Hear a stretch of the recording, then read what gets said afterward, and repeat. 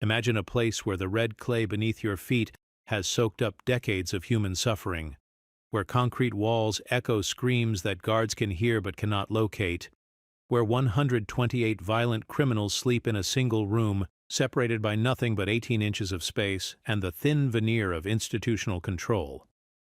Lee Correctional Institution, built for $87 million of taxpayer money in rural South Carolina, 47 minutes from the nearest trauma center, designed by architects who had never spent a single night inside a maximum security prison. On April 15, 2018, a debt of $18.37 triggered 7.5 hours of systematic torture and execution that left 7 men dead and exposed a correctional system built on lies, cost-cutting, and bureaucratic incompetence. This is not a story about bad inmates. This is a story about a machine designed to fail, operated by a state that prioritized profit margins over human lives, and enabled by a public that preferred not to know what happened behind walls they paid to build. The files have been sealed, the settlements signed with confidentiality clauses, the families silenced, the system absolved, but the dead deserve witnesses, and today we become those witnesses. We're going to reconstruct exactly how $18 became 7 corpses. We're going to examine the architectural plans, the budget documents, the intelligence reports that warned of exactly what would happen. We're going to name names and follow money and ask the questions that prosecutors refused to ask. This is the Lee Correctional Institution case files. And this is your invitation to join the investigation that was never completed. Because when the state refuses to provide justice, citizens must provide truth. There are places in America where the very ground beneath your feet whispers of failure before the first shovel breaks the soil. Lee Correctional Institution sits on such ground, 43 miles southeast of Columbia, South Carolina, where the red clay stretches endless and unforgiving under a canopy of longleaf pines that have watched this land change hands for generations. The GPS coordinates read 33.87 degrees north, 80.65 degrees west. But numbers cannot capture what isolation truly means when measured in human time. When measured in the minutes, it takes an ambulance to navigate rural highways at 3 in the morning. When measured in the distance between a scream and the ear that might hear it, the soil here tells its own story. Iron oxide stains everything the color of dried blood. Geologists call it ultisol, a clay-heavy earth that holds water like a grudge, pooling it in low places where it festers and stagnates, the kind of ground that floods in winter and cracks like broken pottery come summer. State surveyors knew this when they selected the site in 1998. Their reports, buried now in filing cabinets in Columbia, documented seasonal flooding patterns, poor drainage characteristics, and soil composition unsuitable for heavy construction without significant remediation. The estimated cost of proper ground preparation was $4.7 million. The approved budget allocated $2.1 million. This was not farmland that had failed. This was farmland that had been exhausted. For decades before the state claimed it through eminent domain, these fields had grown cotton and tobacco, crops that leached nutrients from the soil and left behind earth that required constant chemical intervention to yield anything resembling a harvest. Local farmers spoke of the land in hushed tones, not from any supernatural dread, but from the practical understanding that some ground simply fights back against human ambition. The nearest trauma center, McLeod Regional Medical Center in Florence, sits exactly 47.3 miles northeast. At posted speed limits, with no traffic, the drive takes 41 minutes. At 3 in the morning, when rural highways become ribbons of darkness, broken only by the occasional gas station or all-night diner, emergency response times stretch to 55 minutes on average. The state's own emergency management assessment, conducted 2 years before construction began, noted this delay as significant but manageable within acceptable risk parameters. What those parameters accepted was the reality that serious medical emergencies would be measured not in the golden hour that trauma surgeons rely upon, but in the lost hour that separates the living from the dying. The isolation was intentional. Distance equals security in the mathematics of incarceration. Every mile between the prison and the nearest population center is another barrier against escape, another buffer between the contained and the free. But isolation cuts both ways. The same distance that keeps inmates in also keeps oversight out. When state legislators need 45 minutes just to reach the facility, when journalists must plan half-day trips to conduct interviews, when family members face hours of driving for 30-minute visits, the institution begins to exist in a space beyond casual scrutiny. The land holds memory in ways that bureaucrats and architects never account for. Beneath the carefully graded construction site, beneath the engineered fill and compacted gravel, lay decades of agricultural history written in chemical residue and root systems. The previous landowner, a farmer named Curtis Jameson, had worked these fields for 37 years before the state made him an offer he legally could not refuse. Jameson had used these acres for what locals called gentleman farming, tobacco primarily, with rotating crops of soybeans and corn to rest the soil between more profitable harvests. But before Jameson, before the tractors and mechanized agriculture, this land had served a different kind of containment. County records dating to 1892 reference a work camp operated by the South Carolina Department of Agriculture. Chain gangs had cleared these fields, drained the swampier sections, and built the network of irrigation ditches that still snake beneath the topsoil like old scars. The men who worked this land lived in wooden barracks that rotted away decades before the prison's architects ever saw the site. What remained were subtle depressions in the earth, visible only to those who knew how to read the landscape's memory. Local residents spoke in whispers of unmarked graves, though no official records supported such claims. What the records did show were work camp mortality reports filed annually with the state health department through 1923. In 1897, 17 men died during the summer months from what medical reports classified as fever and dysentery. In 1902, a flash flood claimed 11 lives when the low-lying barracks were inundated during hurricane season. The names of these men, if they were ever recorded, disappeared when the state archives suffered water damage during the flood of 1916. Soil surveys conducted in 1999, as construction planning moved from feasibility to implementation, revealed anomalies that required creative interpretation. Core samples showed irregular compaction patterns, suggesting significant ground disturbance in previous decades. More troubling were the drainage characteristics. Water table measurements indicated that during heavy rainfall, the construction site would experience groundwater intrusion at depths of 4 to 6 feet below grade. This meant that basement-level areas, including utility corridors and storage facilities, would require extensive waterproofing and continuous drainage systems to remain functional. The engineering firm contracted for site preparation, Coastal Construction Consultants of Charleston, submitted a revised proposal in February 2000, recommending additional foundation work that would increase preparation costs by 63%. Their report detailed the need for deeper pile driving, enhanced drainage systems, and soil stabilization using cement injection techniques. The state's response came in a memo dated March 15. Proceed with original specifications. Budget constraints prohibit scope expansion at this time. What this meant in practical terms became apparent during the first phase of construction. Engineers quietly modified foundation specifications for some buildings but not others. Housing units scheduled for violent offenders received reinforced foundations with improved drainage. Administrative buildings and lower security dormitories were constructed to original specifications, leaving them vulnerable to the seasonal flooding and soil shifting that surveys had predicted. The decision was never formally documented, existing only in the marginal notes of field supervisors and the institutional memory of workers who learned not to ask questions about differential construction standards.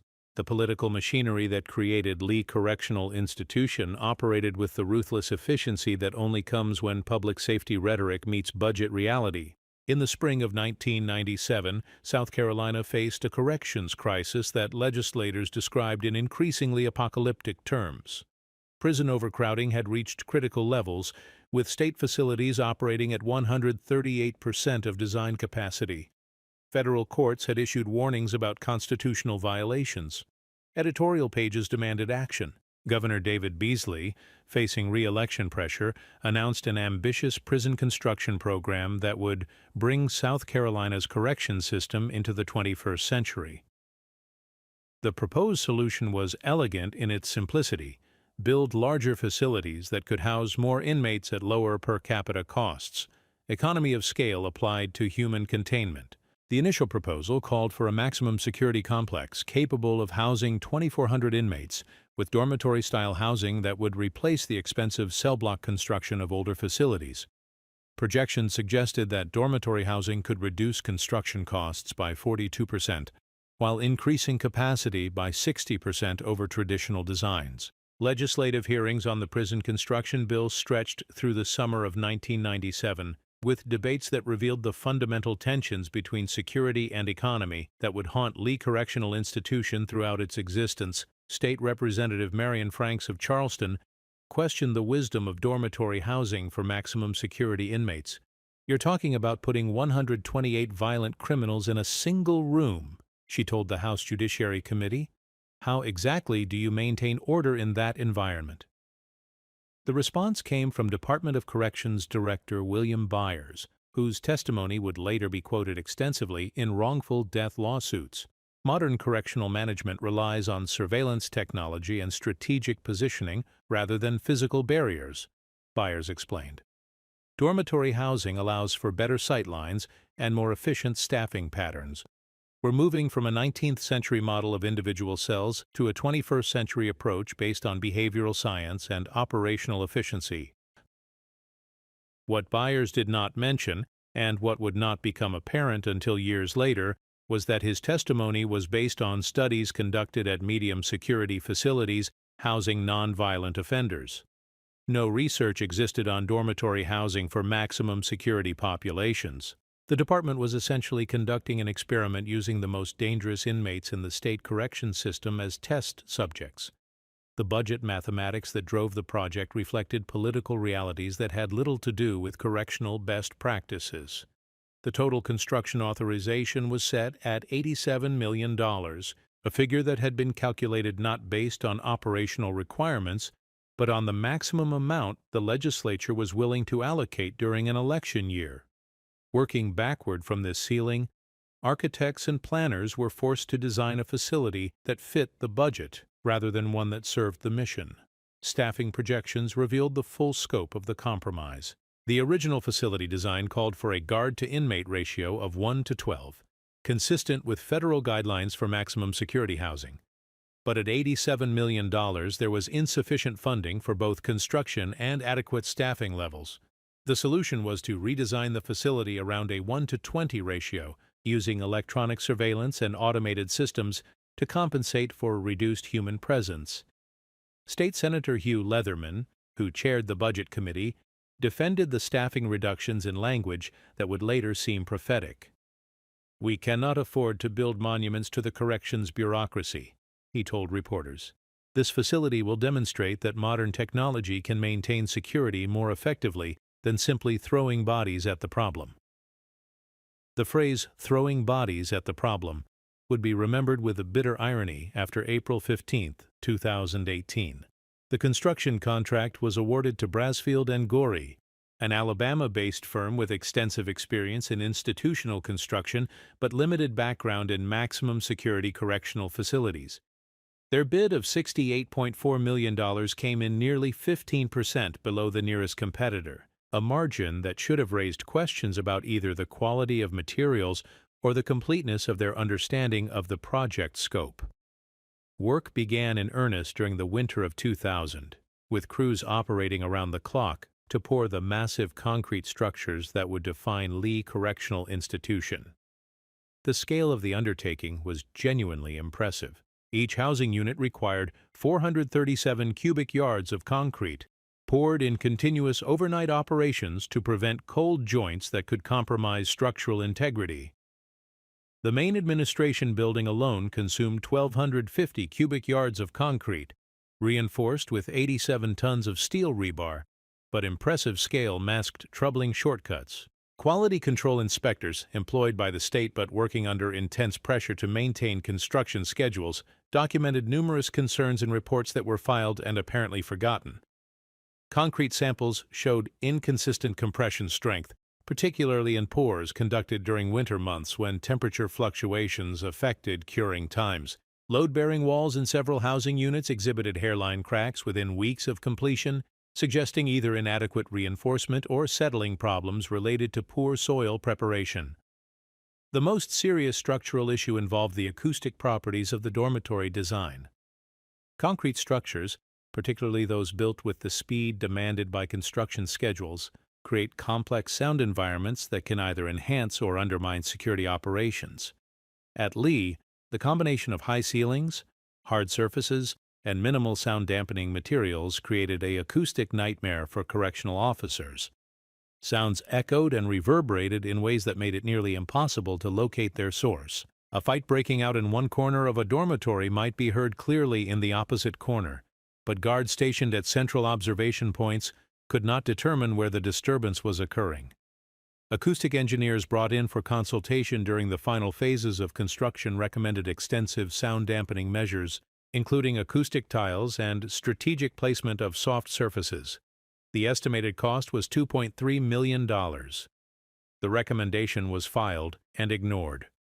The problem would not become apparent until the facility was populated with inmates, and the first serious disturbances revealed how sound could become a weapon against institutional control. The dormitory design philosophy that defined Lee Correctional Institution represented a radical departure from traditional correctional architecture, though it was presented as evolutionary rather than revolutionary. Instead of individual cells arranged along corridors, Lee featured open dormitories, housing between 96 and 128 inmates each, with minimal physical barriers between sleeping areas and common spaces. The theoretical advantages were compelling. Dormitory housing eliminated the blind spots inherent in cell block design, where individual cells could hide contraband, violence, or suicide attempts from correctional staff. Open sight lines would allow a single guard to observe dozens of inmates simultaneously. The design also facilitated what penologists called natural surveillance, the idea that inmates would help monitor each other's behavior when they could not retreat to private spaces. But the reality of dormitory sightlines proved more complicated than architectural theory suggested. While it was true that guards could observe large areas from central positions, the same open design that eliminated blind spots also created what security experts termed visual noise. With over 100 inmates visible simultaneously, guards faced a cognitive overload that made it difficult to focus on potential threats or brewing conflicts. Computer simulations conducted during the design phase modeled dormitory sightlines using software originally developed for shopping mall surveillance. The simulations assumed compliant subjects who moved predictably through designated areas and respected artificial boundaries. No modeling was conducted for scenarios involving non-compliant populations, coordinated group actions, or the kind of territorial behavior that maximum security inmates bring to any living environment. The physical layout of each dormitory reflected budgetary constraints as much as security considerations. Sleeping areas consisted of steel bunk beds arranged in precise rows, with 18 inches between units and minimal personal storage space. Common areas included a single television mounted behind plexiglass, several phone stations, and a small area designated for quiet activities, though no provisions were made for actual quiet activities. Bathroom facilities were communal, with no privacy barriers and insufficient ventilation to handle the volume of users. The absence of privacy was intentional, part of the correctional philosophy that viewed privacy as a privilege to be earned rather than a basic human need.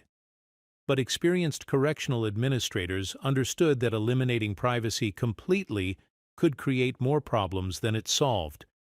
Inmates deprived of any personal space often became territorial about public spaces, leading to conflicts over seating areas, phone access, and even positions near windows or away from heavy foot traffic. More troubling were the blind spots that existed despite the open design.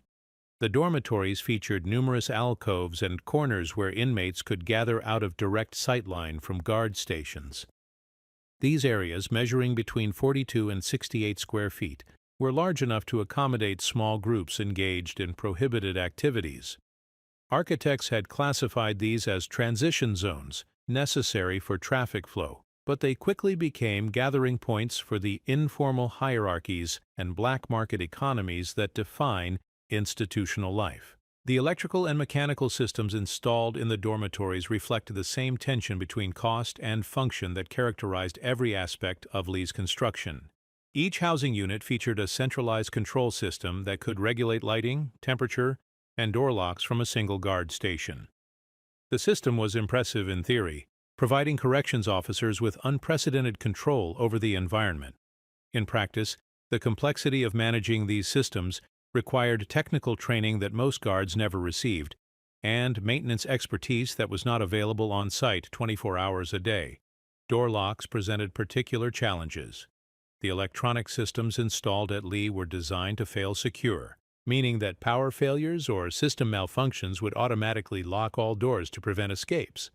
But the same systems that prevented escapes also trapped inmates and guards together during emergencies. Manual overrides existed, but they required keys held by supervisory staff who might not be immediately available during crisis situations. The state fire marshal had requested additional manual override systems during pre-opening inspections, particularly for dormitories housing more than 100 inmates. The request was denied due to budget constraints and concerns about security vulnerabilities. The compromise solution was to station additional guards at key positions during emergencies, a plan that worked well on paper but had never been tested during actual crisis situations. Opening day at Lee Correctional Institution was scheduled for August 15, 2001, though the facility had been accepting inmates in phases since June of that year. The formal dedication ceremony featured speeches from state officials who praised the facility as a model of modern correctional design and fiscal responsibility. Governor Jim Hodges, who had inherited the project from his predecessor, described Lee as a shining example of how South Carolina can protect public safety while respecting taxpayers and treating offenders with dignity. The reality behind the rhetoric was considerably more complicated. Lee opened with significant operational deficiencies that officials hoped would be resolved as the facility reached full capacity. Staffing levels remained below design specifications, with only 68% of authorized correctional officer positions filled. Training programs for new guards had been condensed from 6 weeks to 4 weeks to meet opening deadlines, with experienced officers from other facilities providing temporary coverage until permanent staff could be recruited and trained. The inmate population that filled Lee's dormitories during the summer of 2001 represented the most challenging cases in the state correction system. These were not first-time offenders or inmates nearing parole eligibility. They were career criminals serving long sentences for violent crimes, gang members transferred from other facilities after disciplinary problems, and inmates classified as maximum security due to escape attempts or assaults on correctional staff. Within 3 months of opening, Lee's inmate population exceeded design capacity by 17%. Federal oversight requirements meant that inmates could not be housed in temporary accommodations indefinitely, but other state facilities were equally overcrowded, and no additional bed space was available.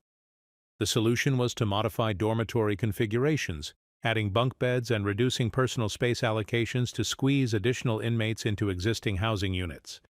The psychological impact of overcrowding in dormitory-style housing proved more severe than administrators had anticipated.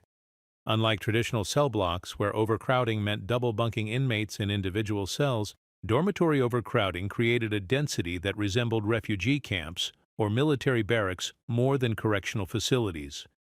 The constant proximity to dozens of other inmates, combined with the lack of personal space and privacy, created stress levels that manifested in increased violence, disciplinary infractions, and mental health crises. Staff turnover accelerated as working conditions deteriorated.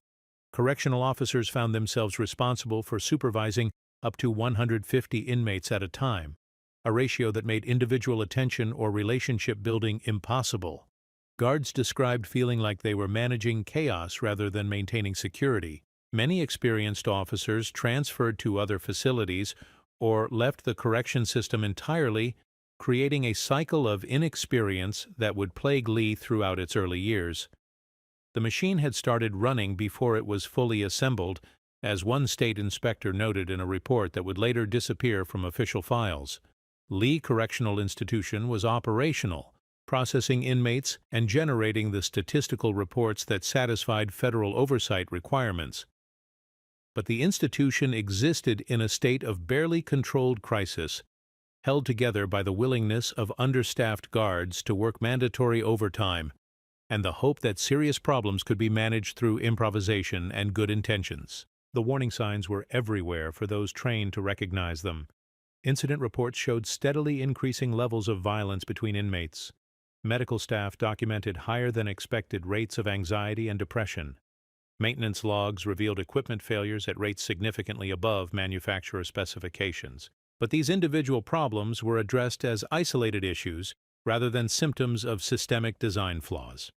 The final element that would determine Lee's future was already taking shape in the informal economies and territorial hierarchies that emerged within each dormitory. Inmates began staking claims to specific sleeping areas, phone stations, and common spaces based on gang affiliations, personal relationships, and the kind of respect that comes from reputation for violence. These territories were invisible to correctional staff but clearly understood by inmates, creating a parallel geography of power and influence that would eventually challenge official control of the institution. The rhythm of institutional life at Lee Correctional Institution began each morning at 5:30 with the metallic clank of electronic locks disengaging across 17 housing units simultaneously.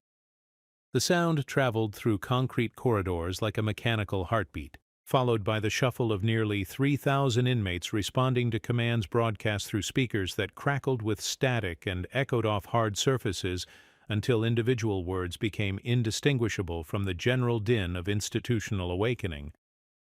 Count time. The most sacred ritual in any correctional facility, the twice-daily verification that every inmate remained where the state believed them to be. At Lee, the morning count required 47 minutes on average, though the process was designed to take 25. The delays came from the realities of dormitory housing, where counting 128 men required guards to navigate sleeping areas, common spaces, and bathroom facilities while maintaining sightlines and defensive positions. Correctional Officer James Milligan, who worked the morning shift at Lee from 2003 until 2007, described the count as organized chaos held together by routine. Milligan supervised Housing Unit C, which held 112 inmates in a space designed for 96. You'd start at the far end of the dorm and work your way back toward the door, he explained, in testimony given during civil proceedings years later. But these guys aren't standing at attention waiting to be counted. They're getting dressed, using the bathroom, arguing about something that happened the night before. You're trying to count moving targets while watching for anything that looks like trouble brewing. The electronic systems that were supposed to streamline the count proved less reliable than human eyes and institutional memory. Each inmate wore a radio frequency identification bracelet that should have provided real-time location data to central monitoring stations. But the RFID system, manufactured by Correctional Technology Solutions of Phoenix, Arizona, functioned inconsistently in the concrete environment of Lee's dormitories. Metal reinforcement bars in the walls interfered with radio signals. Water damage from chronic leaks disrupted sensor networks. Power fluctuations caused by the overtaxed electrical system created dead zones where inmates could move undetected for minutes at a time. The backup to technology was human intelligence, the informal networks of communication that develop in any closed institution. Guards learned to rely on what inmates told them, either directly or through the subtle signals that experienced officers learned to read. An inmate who normally sat near the television, but was standing by the phones, might indicate tension with his usual associates. Groups that typically mixed during recreation time, but were maintaining distance suggested ongoing conflicts that could explode without warning. This dependence on inmate cooperation fundamentally altered the power dynamics within Lee's dormitories. Guards who needed information to maintain security found themselves negotiating with inmates who controlled that information. The negotiations were rarely explicit, but they shaped every interaction between staff and prisoners. An inmate who provided useful intelligence about brewing conflicts might find his disciplinary infractions overlooked. Prisoners who maintained order within their dormitories earned privileges that were not officially authorized but were practically necessary. The men who emerged as informal leaders within Lee's housing units were not necessarily the most violent inmates, though violence remained the ultimate arbitrator of disputes. More often, they were men who understood how to navigate the complex relationship between official rules and practical necessities. They spoke both languages fluently, the formal language of correctional procedures and the informal language of respect and territory that governed inmate society. Marcus Williams, who served 8 years at Lee for armed robbery, became what guards privately referred to as a shot caller in Housing Unit F. Williams was 43 years old when he arrived at Lee, a veteran of 3 previous incarcerations who understood that survival in dormitory housing required different skills than traditional cell block time. In cells, you worry about your cellmate and maybe the guys on either side of you, Williams explained during a rare interview conducted after his release. In the dorms, you got to think about everyone because everyone's business becomes your business whether you want it or not. The authority that men like Williams wielded existed in the gaps between official policy and daily reality. They could not prevent guards from writing disciplinary reports or transferring troublemakers to solitary confinement, but they could influence which incidents came to official attention and how other inmates interpreted official actions. When fights broke out, shot callers often resolved them before guards became aware of the conflict. When contraband needed to be hidden during searches, they coordinated concealment efforts that involved dozens of inmates working in seamless cooperation. This shadow authority system served the interests of both inmates and correctional staff, at least in the short term. Guards appreciated the reduced violence and easier management that came from inmate self-policing. Prisoners valued the predictability and protection that informal leadership provided. But the arrangement also meant that official control of the institution was partially illusory, dependent on the continued cooperation of men who owed their authority to forces that the state neither recognized nor regulated. The steel doors that were supposed to provide ultimate control over inmate movement became symbols of the gap between design theory and operational reality. Lee's electronic door control system represented a significant investment in security technology, with each housing unit equipped with computerized locks that could be operated remotely from central command stations.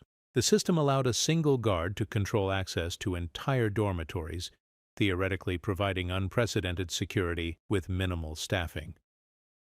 But steel doors are only as secure as the systems that control them, and those systems proved vulnerable to both technical failures and human error. Maintenance logs from Lee's first 5 years of operation documented recurring problems with door mechanisms that failed to engage properly, sensors that provided false readings, and electrical circuits that malfunctioned during power fluctuations caused by South Carolina's notoriously unreliable rural electrical grid.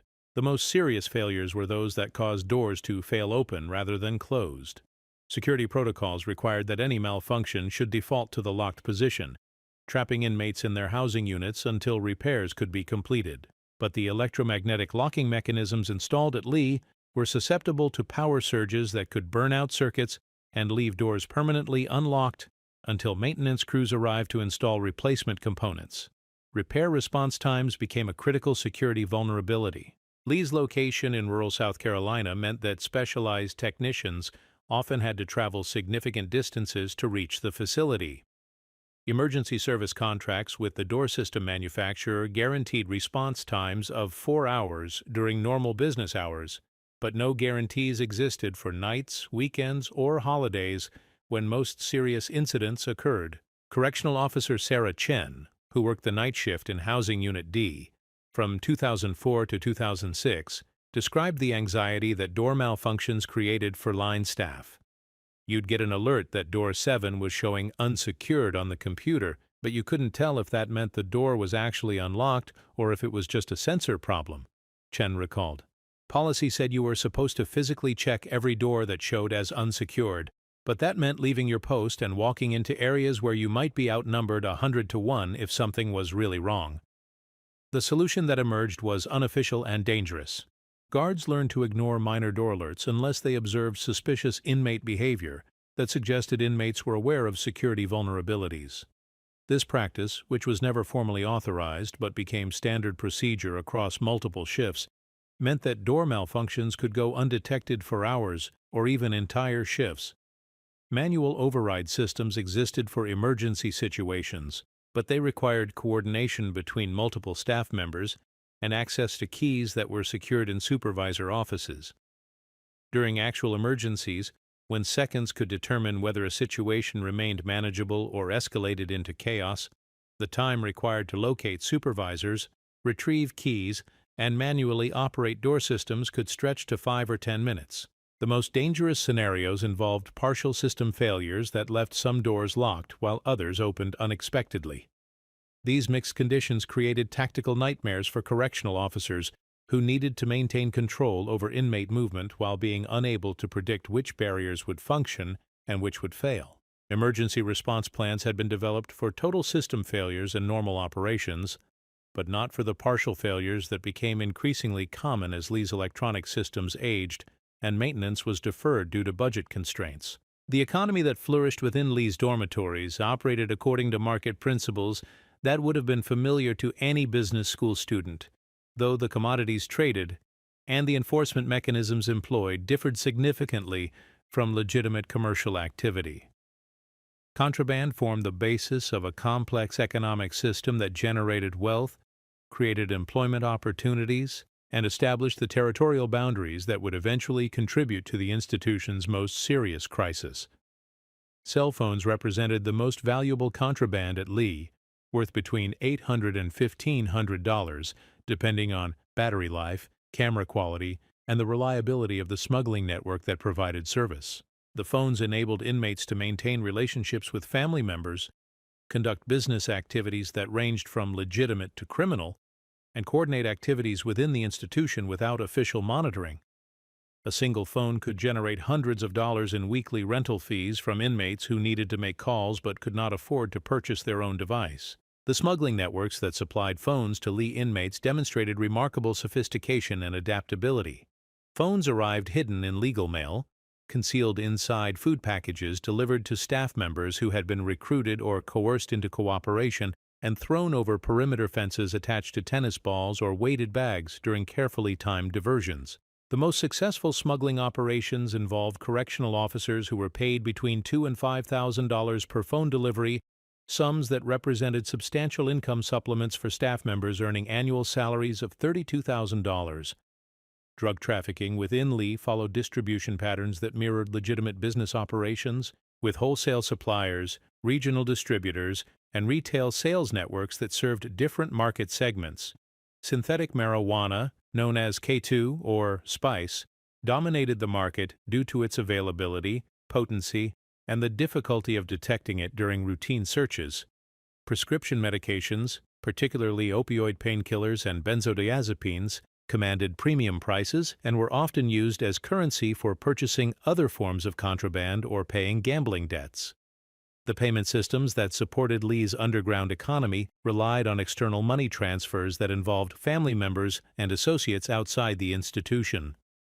Debts incurred inside Lee were settled through deposits made to commissary accounts, money orders sent to specified addresses, and direct cash payments to designated recipients. This system meant that the economic relationships inside the prison extended far beyond the institution's walls, creating networks of obligation and enforcement that could not be contained by physical barriers. Territorial control became essential for protecting economic interests, as prime locations within dormitories offered strategic advantages for contraband storage and distribution. Areas near electrical outlets provided power for charging phones and other electronic devices. Positions with good sightlines to guard stations allowed early warning of searches or surprise inspections. Sleeping areas near ventilation systems offered concealment opportunities and air circulation that could dissipate odors from drug use or manufacturing activities. The competition for these advantageous positions created a geography of power within each dormitory that was invisible to correctional staff but clearly understood by inmates. Territory was claimed and defended through reputation, alliance building, and the credible threat of violence. Men who controlled valuable real estate within the dormitories wielded influence that extended far beyond their immediate physical presence. This territorial system created inevitable conflicts as populations shifted and new inmates arrived with their own claims to status and space. Gang affiliations provided some structure for these disputes, but Lee's dormitory design meant that traditional prison gang territories could not be maintained in the same way they functioned in cell block facilities. Instead of controlling entire units or wings, gangs at Lee competed for influence over specific areas within shared living spaces. The violence that erupted from these territorial disputes was often brief and brutal, designed to establish dominance quickly before correctional officers could intervene. Weapons fashioned from everyday items, sharpened toothbrush handles, razors embedded in soap bars, bed frame components hammered into spear points, inflicted injuries that required immediate medical attention but were often untraceable to specific perpetrators. Sound became both weapon and shield in the acoustic environment of Lee's dormitories. The concrete construction that was supposed to provide security created a sonic landscape where violence could be hidden by the normal noises of institutional life. The constant background of television broadcasts, conversations, plumbing systems, and ventilation equipment provided audio cover for activities that inmates wanted to conceal from guards. Experienced inmates learned to read the acoustic environment like a tactical map. Changes in conversation volume or television audio levels could signal that something significant was happening in areas outside direct sight lines.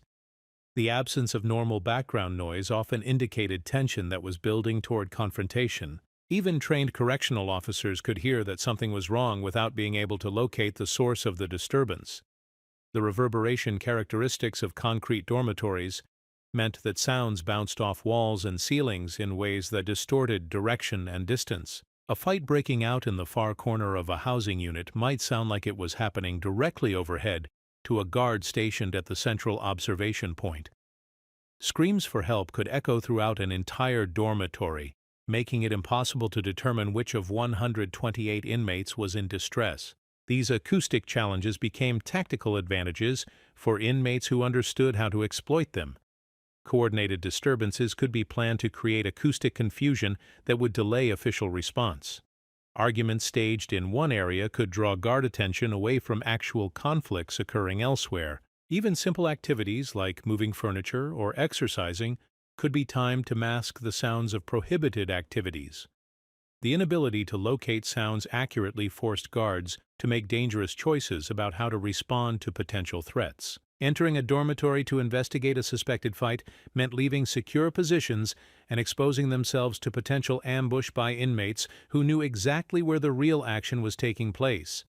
Calling for backup meant admitting that the situation was beyond individual control, which could escalate tensions and create the very crisis that officers were trying to prevent.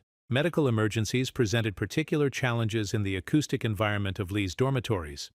Heart attacks, drug overdoses, and serious injuries from violence required immediate response, but guards often could not determine the location of medical crises quickly enough to provide effective assistance. Inmates learned that medical emergencies could be faked to draw guards into vulnerable positions, which made officers hesitant to respond quickly, even to legitimate medical needs.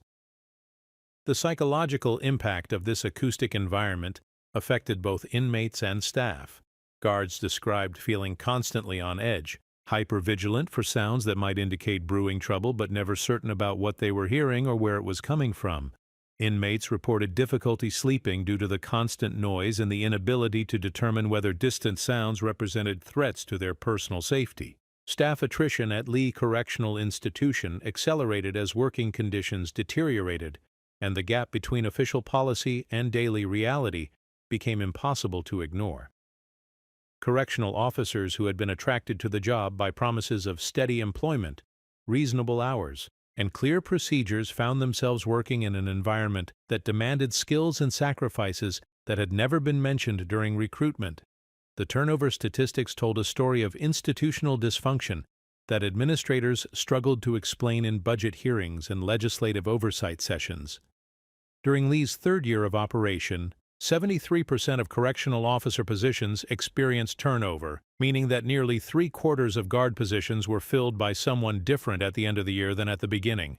New officers were leaving within 6 months of hire at rates that approached 40%, creating a permanent staffing crisis that affected every aspect of institutional operations. Exit interviews revealed consistent themes that painted a picture of an institution under siege from within. Officers complained about mandatory overtime policies that required them to work double shifts with little advance notice. They described feeling unsafe due to understaffing and inadequate backup during emergencies. Most significantly, they expressed frustration with policies that seemed designed by people who had never worked inside a correctional facility and bore little relationship to the realities of managing violent inmates in dormitory settings. The mandatory overtime policies at Lee became a source of particular resentment among correctional staff.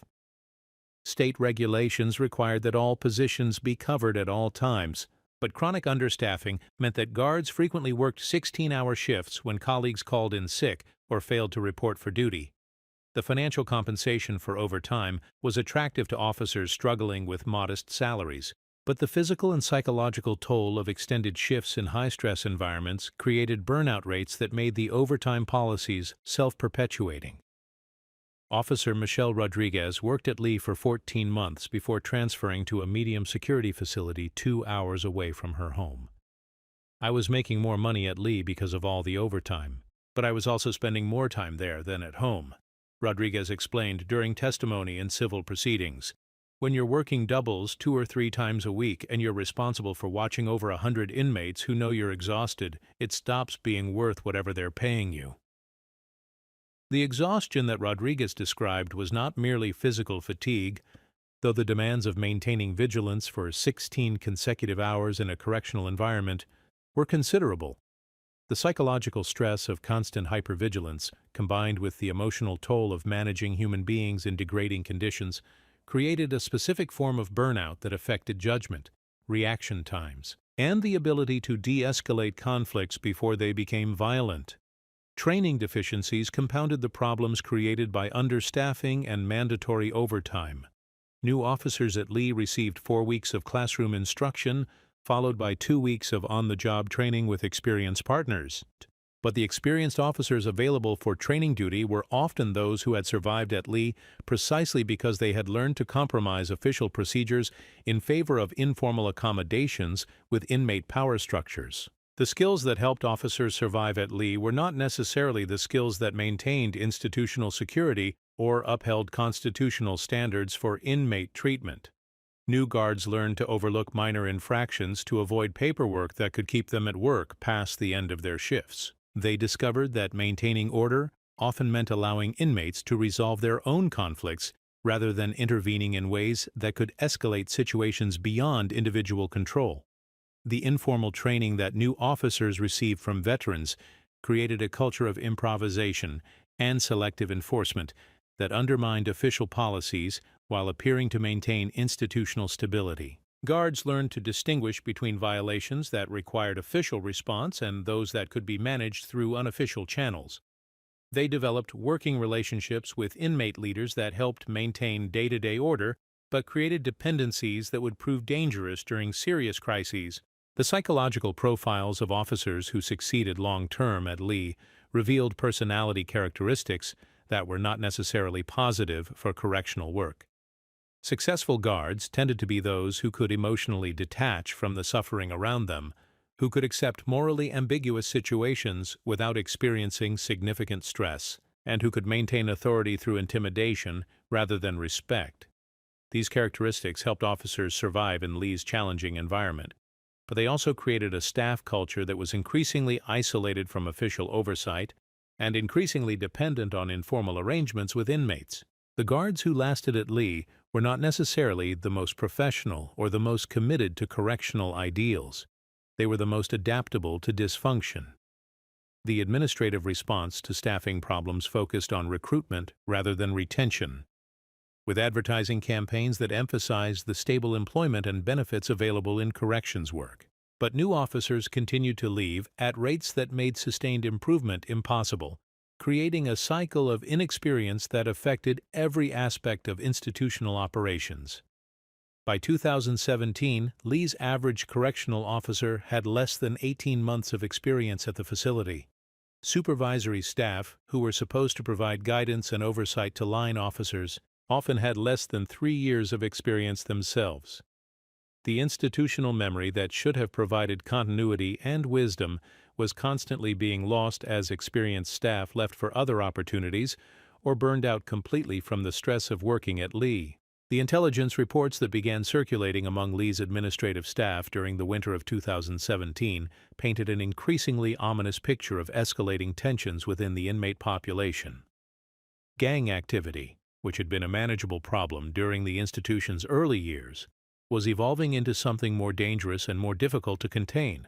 The traditional prison gangs that dominated inmate hierarchies in older facilities, groups with established leadership structures and codes of conduct that actually helped maintain order, were being challenged by newer, more volatile alliances based on geographic origins, ethnic identities, and economic opportunities within Lee's underground economy. These emerging groups lacked the institutional restraint that characterized established gangs, and were more likely to resort to violence as a first option rather than a last resort. Intelligence officer David Park, who was responsible for monitoring gang activity at Lee, documented a significant increase in weapon manufacturing during late 2017 and early 2018. Routine searches were uncovering increasingly sophisticated weapons, including metal spears capable of inflicting fatal wounds, electrical devices that could be used as tasers, and chemical weapons created from cleaning supplies available in the dormitories. The weapons being discovered suggested a level of planning and coordination that was unprecedented in Lee's brief history. These were not improvised defensive tools created in response to immediate threats. They were offensive weapons designed for serious violence and hidden in locations that indicated long-term strategic thinking about potential conflicts. The economic disputes that drove much of this weapons accumulation centered on control of the cell phone trade, which had become increasingly profitable as smartphones became more sophisticated and inmates became more dependent on maintaining outside contacts. The value of prime smuggling routes and secure storage locations had increased to the point where they were worth fighting and dying for. Territory that had been shared or loosely controlled was being claimed exclusively by groups that were prepared to use violence to defend their interests. The informal agreements that had maintained relative peace during Lee's early years were breaking down as new players entered the contraband economy with different ideas about how business should be conducted. The leadership disputes that were driving these conflicts reflected broader changes in criminal organizations outside Lee's walls. Traditional hierarchical gangs were being challenged by more entrepreneurial groups that valued profit over stability and individual advancement over group loyalty. These newer criminal enterprises brought their competitive strategies into the prison environment, where they clashed with established practices and older inmates who remembered when disputes were settled through formal negotiations rather than immediate violence. The most troubling intelligence concerned plans for what informants described as settling old debts and cleaning house, language that suggested inmates were planning systematic violence against specific targets. The dates mentioned in these reports clustered around mid-April 2018, though the significance of this timing was unclear to intelligence officers who were focused on preventing individual conflicts rather than detecting coordinated group actions.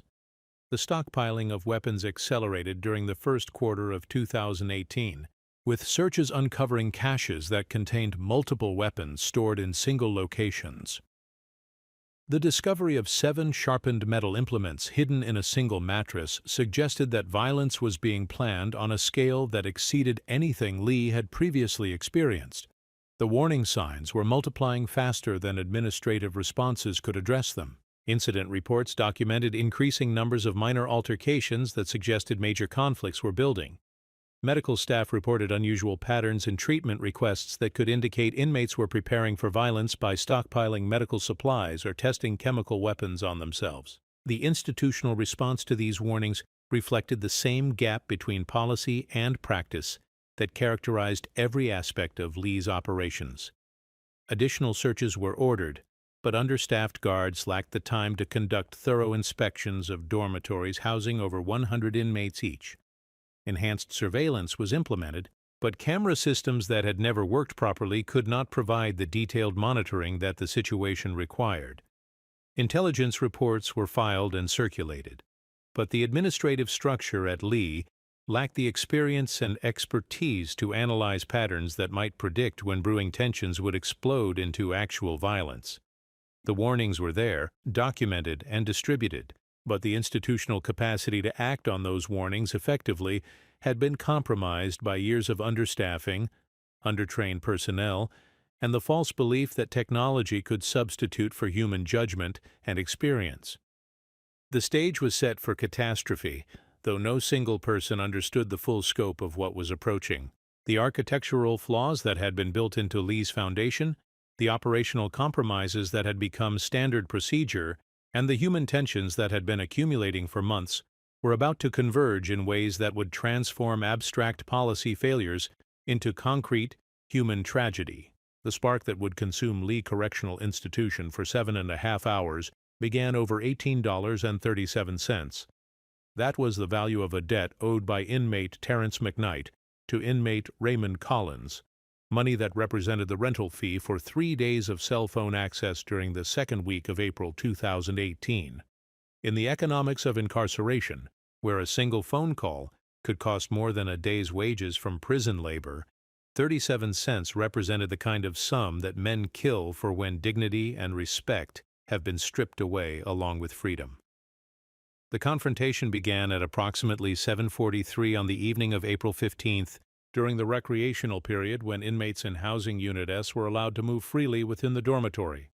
McKnight, 28 years old and serving a 15-year sentence for armed robbery, had been avoiding Collins for 6 days while trying to arrange payment through outside contacts.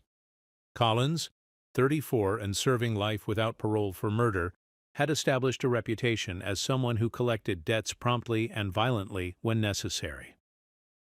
The argument started near the television area, where both men had positioned themselves to watch the evening news.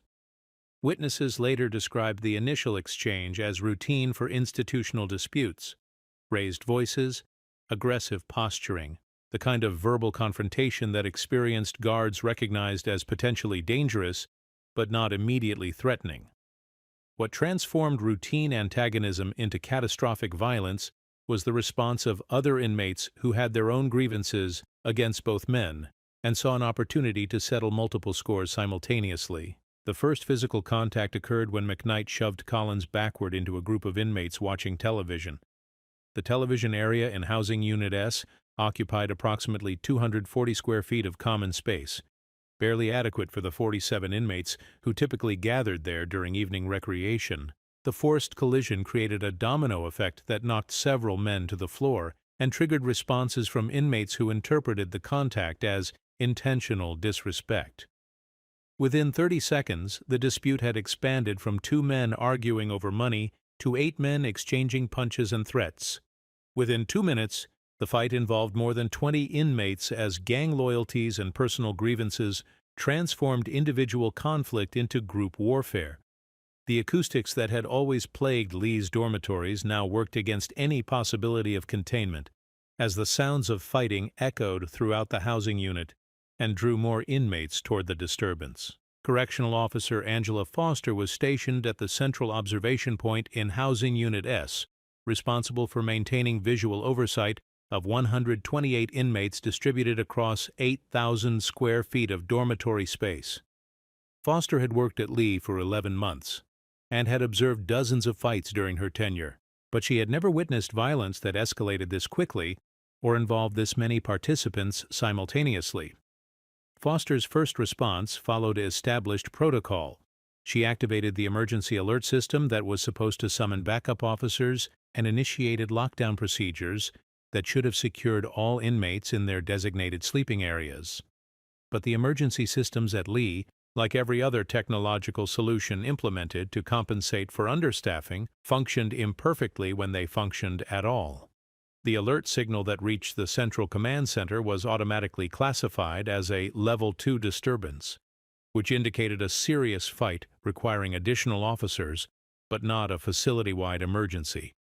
The classification system, designed to prevent overreactions to routine incidents, delayed the response by precious minutes as supervisory staff evaluated whether the situation warranted escalation to Level 3 status.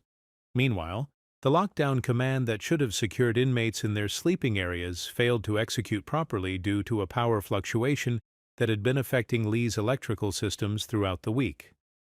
The backup generators that were supposed to maintain electronic systems during power interruptions were undergoing scheduled maintenance, leaving the door control mechanisms dependent on commercial electrical service that was notoriously unreliable in rural South Carolina.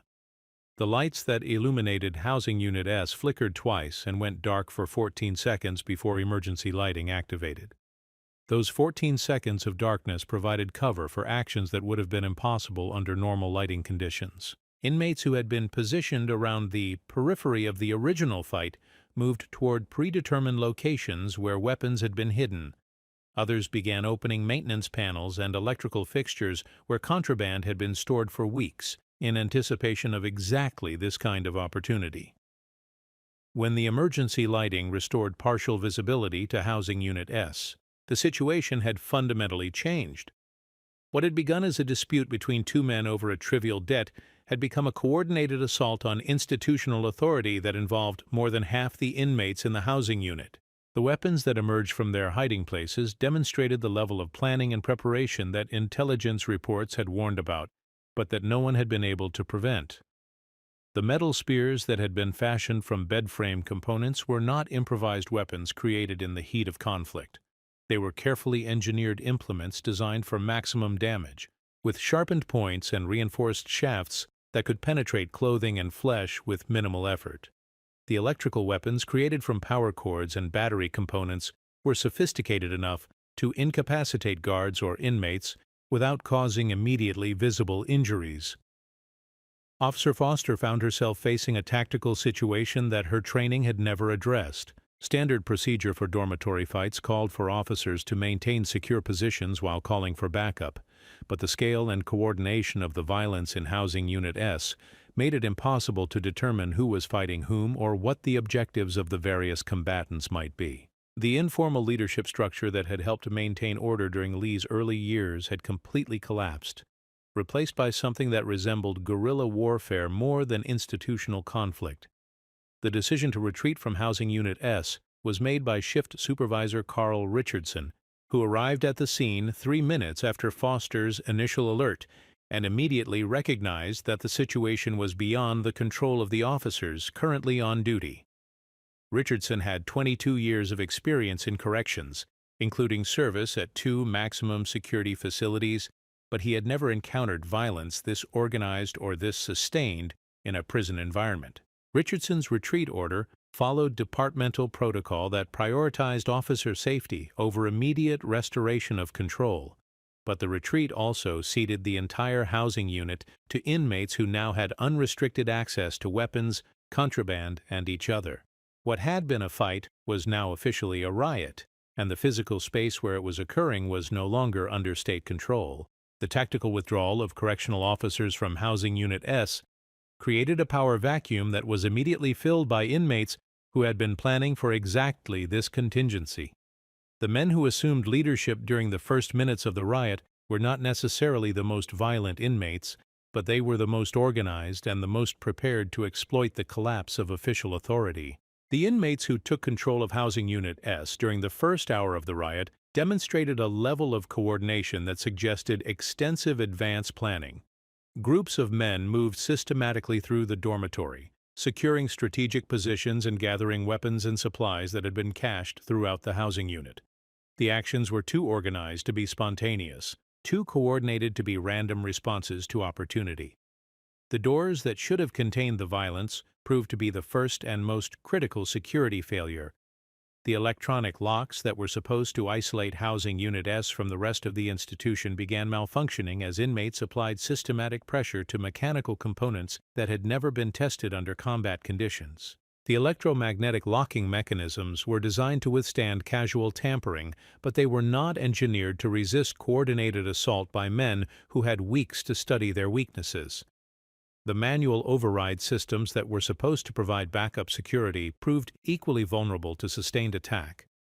The keys required to operate manual locks were secured in supervisor offices, but the offices themselves were not designed to withstand assault by inmates armed with improvised battering rams created from dormitory furniture. The time required to retrieve keys and manually secure doors stretched to 15 minutes or more, during which inmates continued to force their way through barriers that had been assumed to be impregnable. The failure of the door systems meant that violence, which should have been contained within Housing Unit S, began spreading to adjacent areas of the institution. Housing Unit T, which shared common facilities with Unit S, was compromised when inmates forced open the connecting doors that separated recreational areas. Within 20 minutes of the initial fight, violence had spread to areas housing more than 250 inmates. The domino effect that had begun with two men arguing over a trivial debt was now affecting nearly 10% of Lee's total inmate population. Each newly compromised area contained its own stockpiles of weapons and its own inmates who had grievances to settle.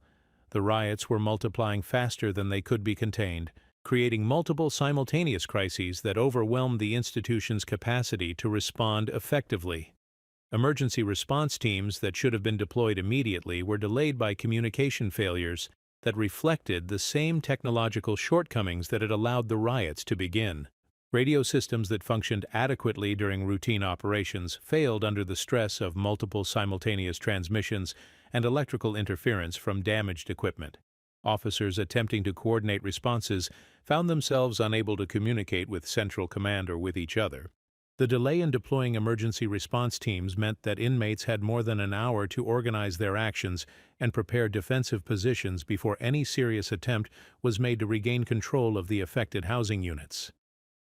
During that hour, the riots transformed from spontaneous violence into something approaching organized rebellion against the institution itself. The fires that began appearing throughout the affected housing units during the second hour of the riots served multiple tactical purposes for the inmates who set them. The smoke created visual cover that made it impossible for the few remaining officers to observe inmate movements. The flames provided psychological intimidation and created additional emergency conditions that diverted official attention from the primary objectives of restoring order and accounting for inmate safety. The materials available for creating fires within Lee's dormitories included mattresses, clothing, and paper products that burned rapidly and produced dense smoke. But the most dangerous fires were those set using cleaning supplies and maintenance materials that had been hoarded by inmates for weeks in anticipation of this opportunity. Chemical accelerants created fires that burned hotter and faster than natural materials, generating toxic smoke that made affected areas uninhabitable for both inmates and staff. The ventilation systems that were supposed to maintain air quality within Lee's housing units became conduits for distributing smoke and toxic fumes throughout the institution. The forced air circulation that was necessary for environmental control also meant that fires set in one location could affect air quality in areas that were otherwise secure. Within 2 hours of the first fires being set, smoke was interfering with visibility in housing units that had not experienced any direct violence. The strategic positioning of fires demonstrated the same level of planning that characterized other aspects of the riots. Fires were set to block access routes that emergency response teams would need to use to reach affected areas. Other fires were positioned to destroy security cameras and electronic equipment that could have been used to monitor inmate activities. The arsonists understood exactly how fire would interact with Lee's architectural features to maximize chaos and minimize official control. Emergency response protocols required that fires within the institution be addressed by outside fire departments, but Lee's rural location meant that fire suppression resources were limited and response times were extended. The nearest fire station was located 23 miles away in the town of Bishopville. and their equipment was designed for residential and commercial fires rather than the specialized requirements of correctional facility emergencies. The fire departments that eventually responded to Lee's emergency calls found themselves facing tactical challenges that their training had never addressed. Standard firefighting procedures required access routes and water supplies that were not available within the institution's secure perimeter. More importantly, fire suppression efforts had to be coordinated with law enforcement operations to retake control of the affected areas, creating complex command and control problems that delayed effective response for hours. The weapons that emerged during the third and fourth hours of the riots revealed the sophistication of inmate planning and the availability of materials within Lee's dormitories that could be converted to deadly purposes. The bed frames that had been assumed to pose no security threat were disassembled into components that could be sharpened into spear points or hammered into club-like weapons capable of crushing bones. The electrical systems that provided power and lighting throughout Lee's housing units became sources of components for weapons that could deliver potentially fatal electrical shocks. Power cords were rewired to create crude but effective shocking devices. Light fixtures were disassembled to provide metal components that could be sharpened or used as projectiles. Even more disturbing were the chemical weapons created from cleaning supplies, personal hygiene products, and food items available in the dormitories. Combinations of common substances produced caustic solutions that could cause severe chemical burns or respiratory damage. Other mixtures created smoke bombs and explosive devices that were used to disorient guards and create diversions during planned attacks. The medical implications of the weapons being used became apparent as injured inmates began appearing in areas where correctional staff could observe them. The wounds being inflicted were not typical of prison fights, which usually involved fists, improvised knives, or simple blunt instruments. These were injuries that suggested systematic torture, mutilation, and execution of inmates who had been identified as targets before the violence began. The inability to provide medical aid to injured inmates represented one of the most serious humanitarian crises of the riots. Standard medical response protocols required that injured persons be evacuated to secure areas where medical staff could provide treatment.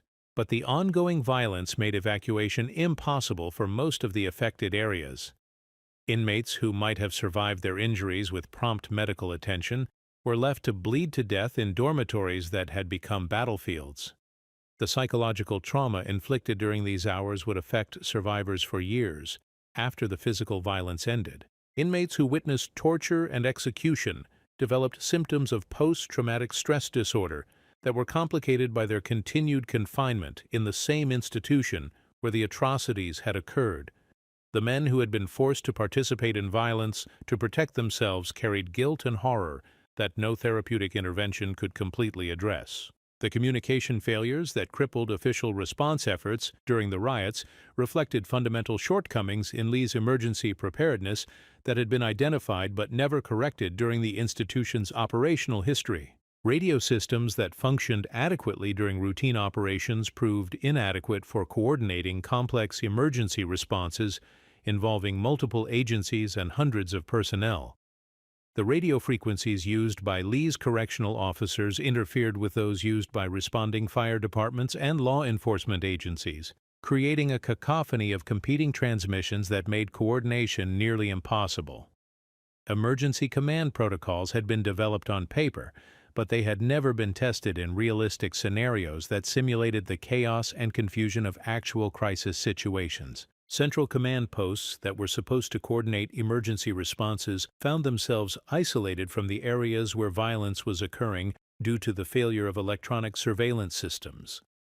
Security cameras that had been damaged by fires or deliberately destroyed by inmates left command staff unable to assess the scope of the crisis or the effectiveness of response efforts. Critical decisions were being made based on fragmentary and often contradictory information received through unreliable communication channels. The families of Lee inmates who learned about the riots through news media reports experienced a special kind of torture as they waited for information about their loved ones. The institution's communication protocols prohibited releasing information about specific inmates during ongoing emergencies, leaving families to imagine the worst while watching televised reports that emphasized the violence and chaos without providing details about casualties or the areas of the institution that remained secure. News coverage of the riots began within the first hour, but early reports were based on emergency radio traffic and official statements that provided little concrete information about the scope of the violence or the number of people affected. Television news crews that arrived at Lee's perimeter were kept at distances that made meaningful reporting impossible, creating an information vacuum that was filled by speculation and rumors that often made the situation sound worse than it actually was. Social media reports from families of inmates and former Lee employees created additional sources of information that were often inaccurate but spread faster than official statements. These unofficial accounts described mass casualties, escape attempts, and hostage situations that had not been confirmed by authorities but created panic among families who had no way to verify what was actually happening inside the institution. The silence from official sources was particularly devastating for families who had maintained regular contact with inmates through phone calls and visits.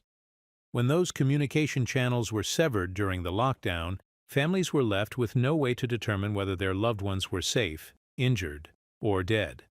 The psychological impact of this enforced ignorance would affect family members for months after the riots ended. The tactical teams that eventually regained control of Lee Correctional Institution arrived more than 6 hours after the violence began, delayed by the time required to assemble specialized personnel and equipment from locations throughout South Carolina. The state law enforcement division teams that led the assault were trained for hostage situations and armed standoffs, but they had limited experience with the kind of sustained institutional violence that had consumed Lee. The tactical approach required clearing the affected housing units methodically, room by room and dormitory by dormitory, to ensure that all inmates were secured and that no additional weapons or contraband remained hidden. Each housing unit that had been affected by the riots required hours to clear safely, as tactical officers had to assume that every space could contain armed inmates prepared to fight to avoid additional charges or punishment. The resistance that tactical teams encountered varied significantly between different areas of the institution.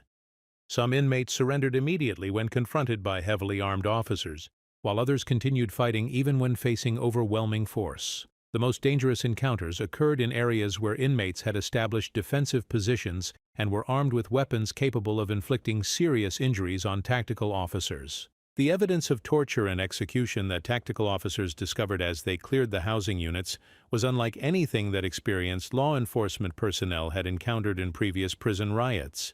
The systematic nature of the violence suggested that specific inmates had been targeted for elimination, and that their deaths had been planned and executed with deliberate cruelty designed to send messages to other inmates. The final count of confirmed deaths was 7 inmates, though the condition of some bodies made immediate identification impossible. The weapons that had been used to kill these men were unlike typical prison weapons.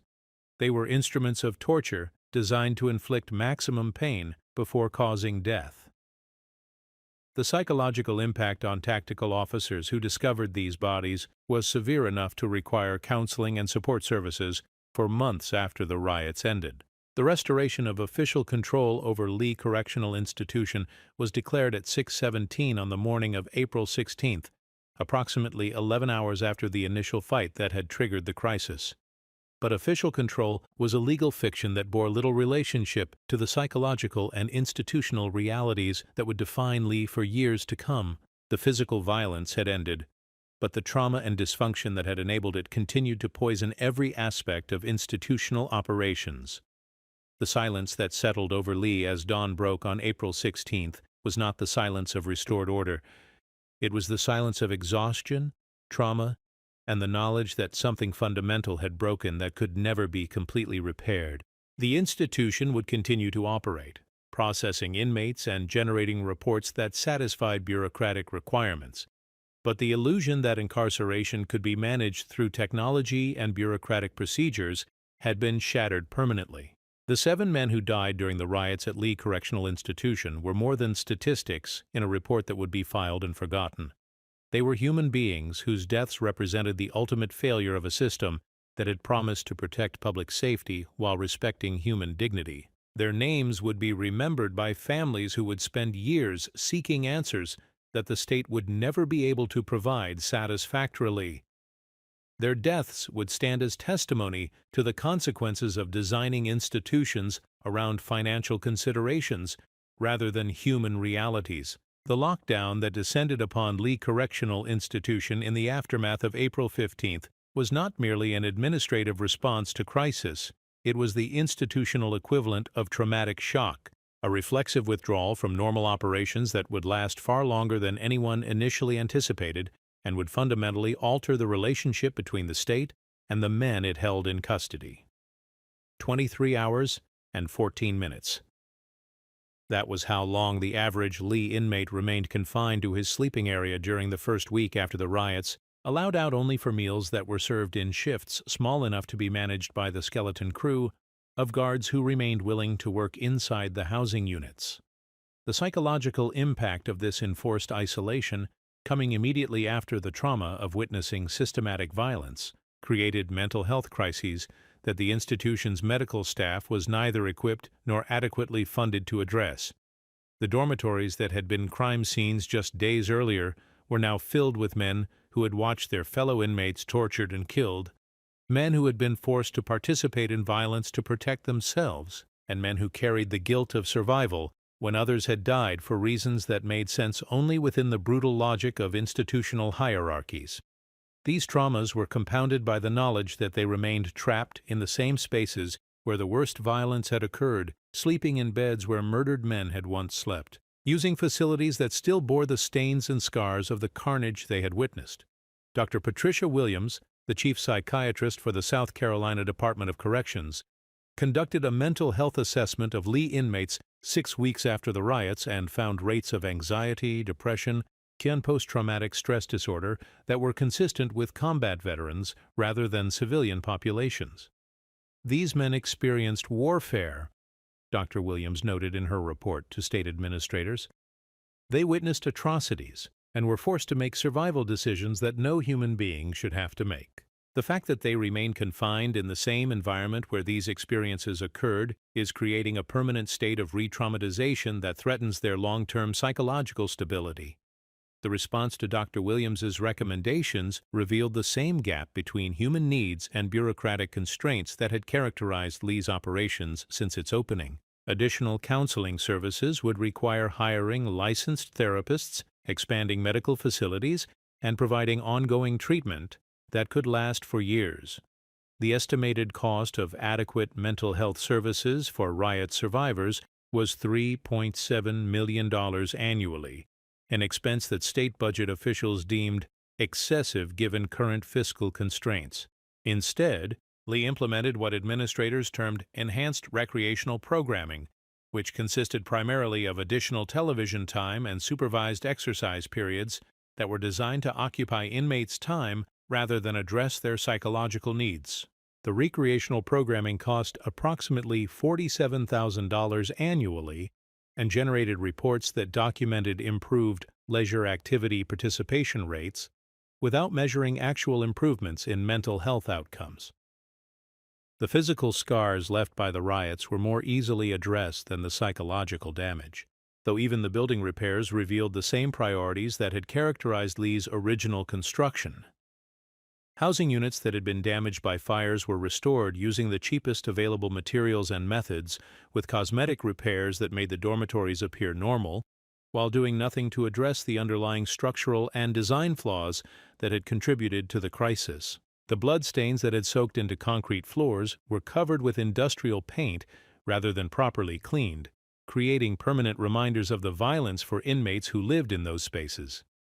Damaged security equipment was replaced with identical models that suffered from the same vulnerabilities that had been exploited during the riots. Even the door systems that had failed so catastrophically were repaired rather than redesigned, leaving inmates and guards equally vulnerable to future mechanical failures that could create similar security breakdowns. The extended lockdown also revealed the degree to which Lee's operations had become dependent on inmate cooperation and informal leadership structures that had been completely destroyed by the riots. Activities that had previously been managed through negotiations with inmate shot callers now required constant guard supervision and formal enforcement mechanisms that the institution lacked sufficient staff to maintain consistently.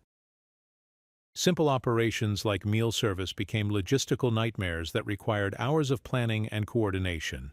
Without the informal hierarchies that had regulated inmate behavior, guards found themselves managing every aspect of daily life for men who no longer trusted the institutional systems or each other. The efficiency gains that had supposedly justified Lee's design were revealed to have been dependent on factors that the state had never recognized and could not artificially recreate. The investigations that began in the weeks following the riots generated thousands of pages of documentation, dozens of recommendations for reform, and a comprehensive analysis of the systemic failures that had enabled the crisis. The reports that emerged from these investigations were thorough, well-researched, and ultimately meaningless because they identified problems without providing mechanisms for holding anyone accountable for creating or perpetuating those problems. The South Carolina Department of Corrections conducted an internal investigation that was completed within 60 days and concluded that the riots had resulted from a confluence of factors including overcrowding, staffing shortages, and the unpredictable nature of inmate behavior. The report acknowledged that these factors had been ongoing challenges at Lee, but avoided any analysis of why those challenges had never been adequately addressed despite years of warning signs and previous incidents. The language used in the internal investigation was carefully crafted to describe systemic problems in ways that implied they were inevitable rather than the result of specific policy decisions made by identifiable individuals. Overcrowding was presented as a statewide problem that affected all correctional facilities rather than a deliberate decision to house more inmates than Lee had been designed to accommodate. Staffing shortages were attributed to general difficulties in recruiting correctional officers rather than the specific working conditions and policies that had driven qualified personnel away from Lee. The Federal Bureau of Investigation conducted a parallel investigation that focused on potential civil rights violations and criminal activity by correctional staff. But federal investigators faced many of the same evidentiary challenges that had hampered internal oversight throughout Lee's operational history. The physical evidence from the riots had been contaminated by emergency response activities and building repairs that had been implemented before investigators could properly document crime scenes. Witness testimony from inmates was limited by their reluctance to cooperate with investigators who they viewed as part of the same system that had failed to protect them during the crisis. Many inmates who had witnessed the worst violence refused to provide statements, fearing retaliation from other inmates or punishment from correctional staff for cooperating with outside investigators. The few inmates who did agree to be interviewed often provided contradictory accounts that reflected the chaos and confusion that had characterized the riots rather than clear evidence of specific wrongdoing. The grand jury investigation that was impaneled to consider criminal charges related to the riots heard testimony from more than 100 witnesses over a period of 8 months. The proceedings generated nearly 3,000 pages of transcript that documented the horrific violence that had occurred during the riots and the institutional failures that had enabled that violence. But the grand jury ultimately returned no indictments, concluding that while the system had failed catastrophically, no individual could be held criminally responsible for that failure. The civil lawsuits filed by families of inmates who had been killed during the riots provided the most detailed public examination of the events of April 15th and the circumstances that had led to that crisis.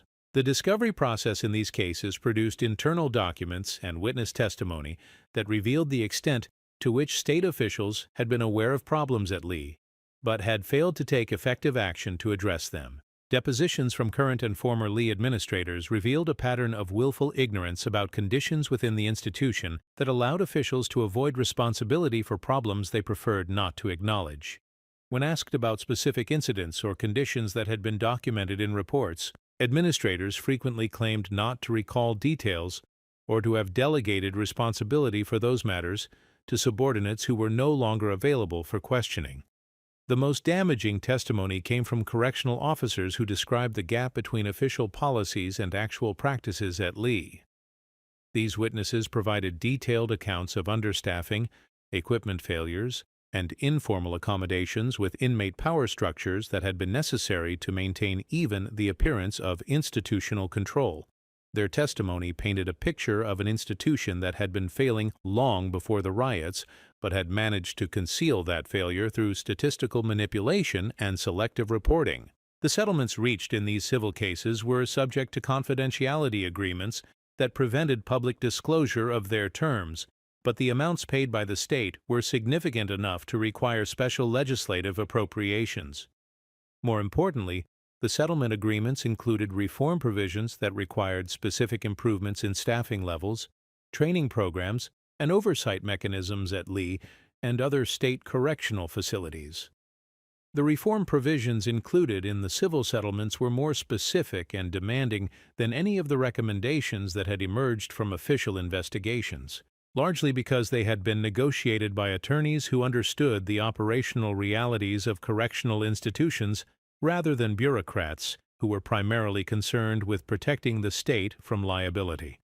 The settlements required measurable improvements in guard-to-inmate ratios, equipment maintenance schedules, and emergency response procedures, but the enforcement mechanisms for these reform provisions were limited by the same budget constraints and political priorities that had created the original problems at Lee.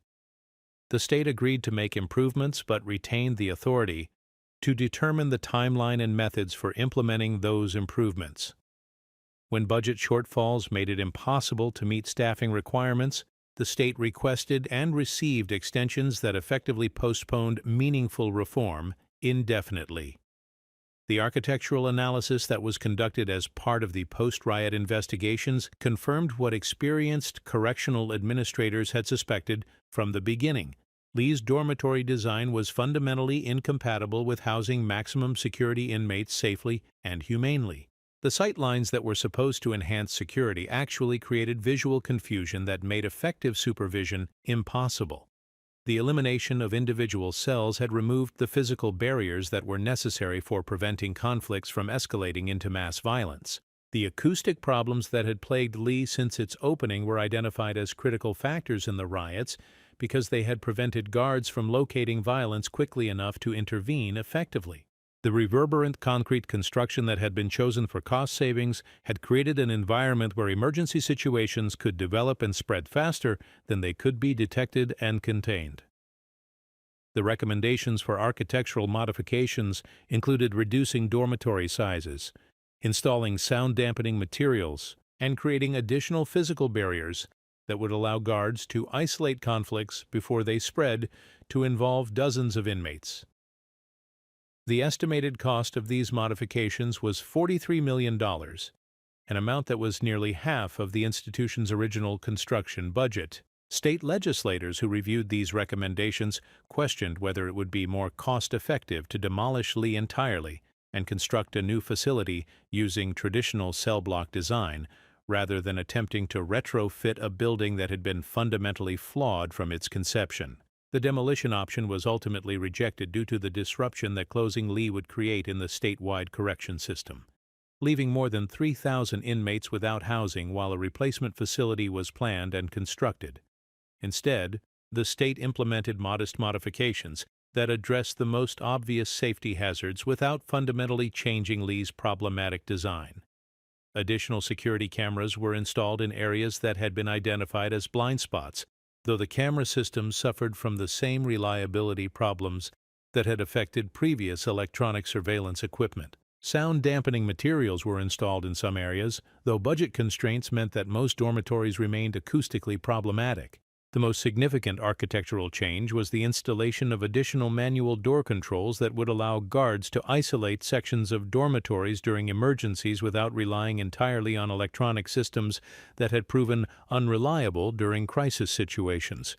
But even these manual systems required additional staffing to operate effectively, and the staffing increases were never implemented due to ongoing budget constraints.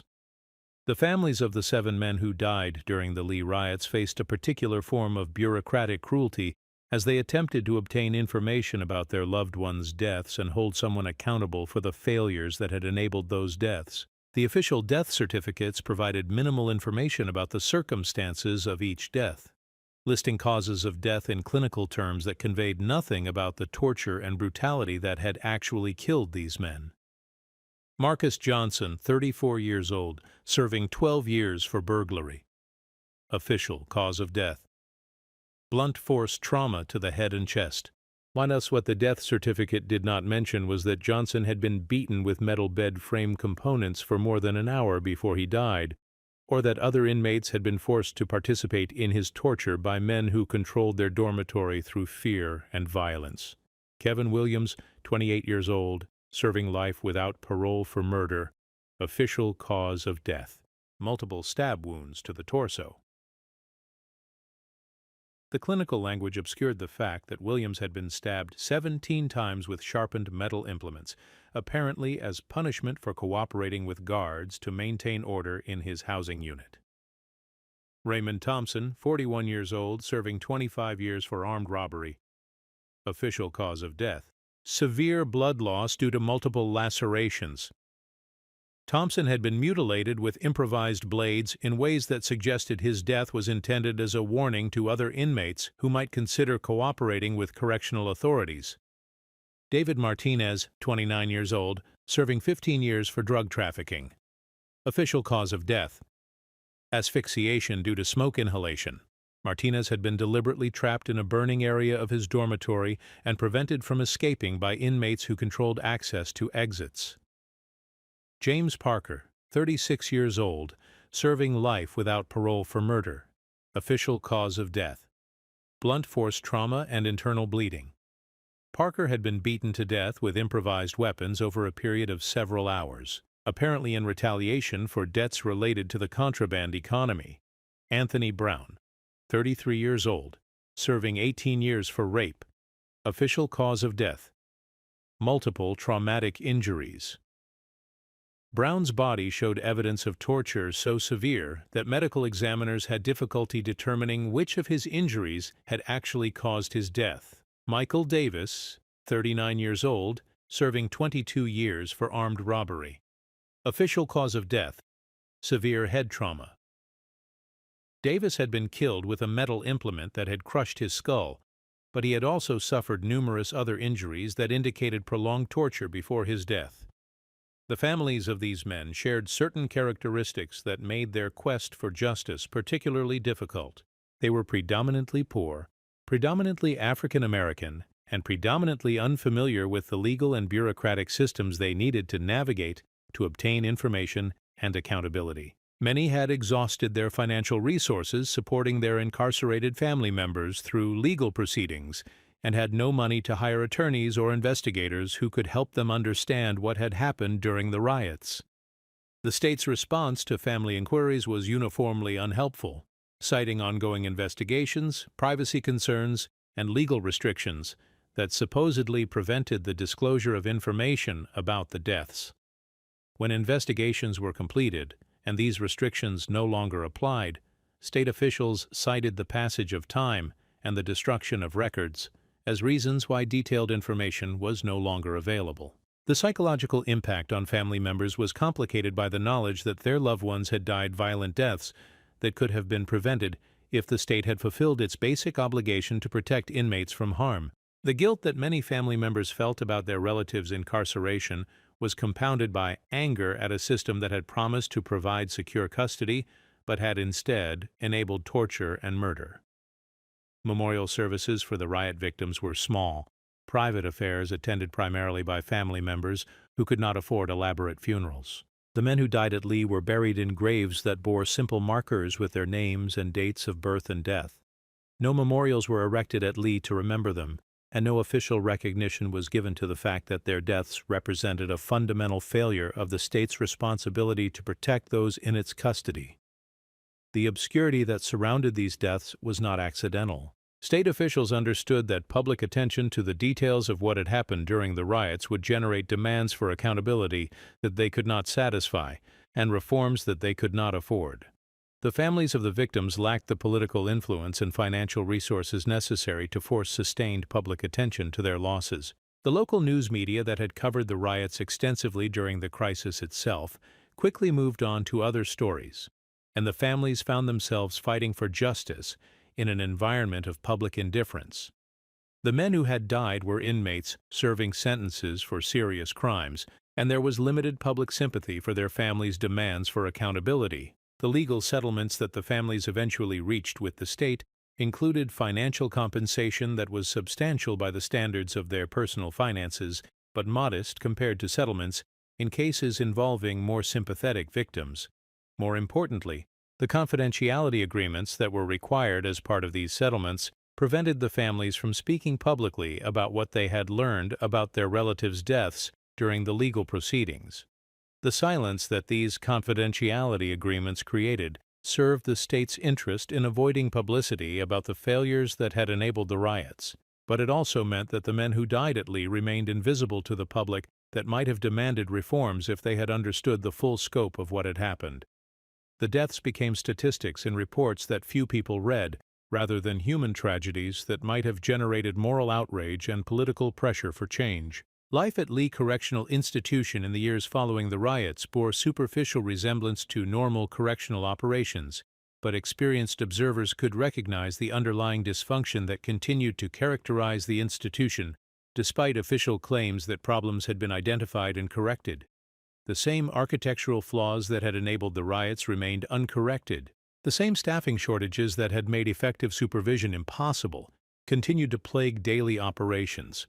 The same informal accommodations with inmate power structures that had created opportunities for violence were quietly reestablished because they remained necessary for maintaining even the appearance of institutional control. The inmate population that filled Lee's dormitories included many of the same men who had witnessed or participated in the riots, men who carried the trauma of those experiences with them as they attempted to resume some semblance of normal institutional life. The psychological impact of the riots created invisible divisions within the inmate population, between those who had been present during the violence and those who had arrived afterward, between those who had participated in the killing and those who had tried to prevent it. The correctional officers who worked at Lee after the riots included very few who had been present during the crisis. Most experienced guards had transferred to other facilities or left corrections work entirely, taking with them the institutional knowledge and hard-won understanding of how to manage dangerous inmates in problematic environments. The new guards who replaced them received the same inadequate training and faced the same impossible working conditions that had contributed to the original crisis. The electronic systems that had failed during the riots were repaired and upgraded, but they remained vulnerable to the same power fluctuations and maintenance problems that had plagued Lee since its opening. The door locks that had been forced open during the riots were replaced with supposedly more secure mechanisms, but the manual override systems remained inadequate, and the staff training necessary to use them effectively was still insufficient. The informal economies that had provided the motive for much of the violence during the riots were re-established within months of the lockdown being lifted. Cell phones continued to be smuggled into the institution through the same routes that had been used before the riots. Drug trafficking resumed using the same distribution networks that had been temporarily disrupted by the crisis. The territorial disputes that had triggered the original violence were settled temporarily by the deaths of key players. But new disputes emerged as the contraband economy adapted to changed leadership structures. The intelligence reports that circulated among Lee's administrative staff described recurring patterns that were disturbingly similar to those that had preceded the riots. Weapons were being manufactured and hidden throughout the dormitories. Gang tensions were escalating over control of lucrative smuggling operations. Inmate informants were reporting plans for violence that could dwarf what had happened in April 2018. The response to these intelligence reports reflected the same institutional paralysis that had characterized Lee's administration before the riots. Additional searches were ordered, but they were conducted by understaffed guards who lacked the time and resources to thoroughly inspect dormitories housing more than 100 inmates each. Enhanced surveillance was implemented, but the surveillance systems remained unreliable, and the personnel responsible for monitoring them remained inadequately trained. State oversight of Lee increased marginally after the riots. with additional reporting requirements and more frequent inspections by Department of Corrections officials. But the oversight remained superficial, focused on compliance with procedural requirements rather than substantive assessment of whether the institution was actually functioning safely and effectively. The reports generated by these oversight visits documented improvements in policies and procedures while avoiding serious examination of whether those improvements had any meaningful impact on daily operations. The budget pressures that had driven many of the original design and operational compromises at Lee continued to shape state policy toward the institution. The additional funding that had been promised as part of riot-related reforms was gradually reduced as public attention moved to other issues and political pressure for correctional reform diminished. Within 3 years of the riots, Lee was operating with staffing levels that were virtually identical to those that had existed before the crisis. The most telling indicator of how little had fundamentally changed at Lee was the rate at which correctional officers continued to leave the institution. Despite promises of improved working conditions and enhanced support for line staff, turnover rates remained above 60% annually. New guards continued to quit within months of hire, citing the same safety concerns, impossible working conditions, and inadequate support that had driven away their predecessors. The inmates who lived at Lee during this period understood that their situation remained fundamentally unchanged despite official claims of reform and improvement. They continued to live in dormitories that were overcrowded and understaffed. They continued to depend on informal leadership structures and illegal economies for protection and basic necessities. They continued to exist in an environment where violence remained the ultimate arbitrator of disputes and where the state's promise to provide secure custody was largely fictional. The psychological trauma that had been inflicted during the riots continued to affect daily life at Lee in ways that were invisible to casual observers, but obvious to anyone who understood institutional dynamics. Inmates who had survived the violence carried hypervigilance and paranoia that made normal social interactions difficult. Guards who had not experienced the riots directly were nevertheless affected by the institutional culture of fear and mistrust that the crisis had created. The silence that characterized much of daily life at Lee after the riots was different from normal institutional quiet. It was the silence of people who had learned that words could trigger violence, that normal human interactions could escalate without warning into life-threatening situations. It was the silence of men who had witnessed atrocities that they could not adequately describe and could not safely discuss. The verdicts that emerged from the various investigations, lawsuits, and reform efforts related to the Lee riots shared a common theme. The system had failed, but no one was to blame. The riots were attributed to a confluence of factors that had created challenging conditions that had ultimately proven unmanageable given resource constraints and operational limitations. The language used in official reports transformed human suffering into bureaucratic euphemisms that obscured rather than illuminated what had actually happened. The death of 7 men during the riots was described as tragic and regrettable, but also unpredictable and unavoidable given the circumstances. The torture and mutilation that had characterized many of these deaths was mentioned only in clinical medical language that conveyed no sense of the deliberate cruelty that had been inflicted. The systematic nature of the violence was acknowledged but attributed to inmate behavior patterns, rather than institutional failures that had enabled and encouraged that behavior. The architectural design flaws that had contributed to the crisis were identified and documented, but they were described as design challenges, rather than negligent decisions to prioritize cost savings over human safety. The chronic understaffing that had made effective supervision impossible was acknowledged but attributed to recruitment difficulties, rather than deliberate policy decisions to operate the institution with inadequate personnel. The electronic system failures that had enabled inmates to take control of entire housing units were described as equipment malfunctions, rather than predictable consequences of purchasing inferior systems and failing to maintain them properly. The communication breakdowns that had delayed emergency response were characterized as coordination challenges, rather than evidence of fundamental inadequacies in emergency planning and preparation.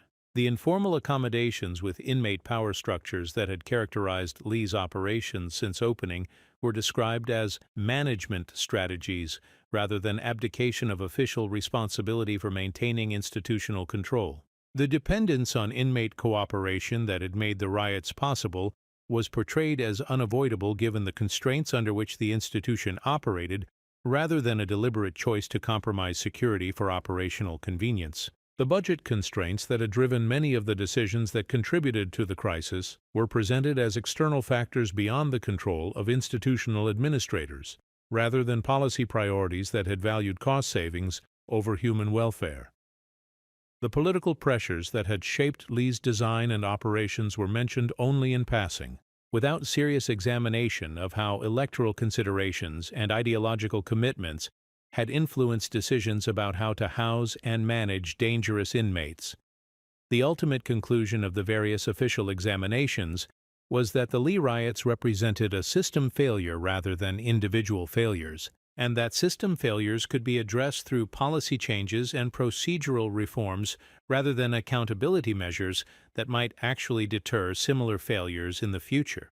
The men who had designed Lee's flawed architecture remained employed and continued to design similar facilities. The administrators who had operated the institution inadequately retained their positions and continued to make decisions about correctional policy. The legislators who had imposed impossible budget constraints faced no consequences and continued to make funding decisions based on political rather than operational considerations. The reforms that were implemented following the riots were largely cosmetic changes that addressed obvious problems without confronting the fundamental tensions between public safety rhetoric and budget reality that had created those problems. Additional training was provided for correctional officers, but the training was conducted using the same methods and materials that had proven inadequate before the riots.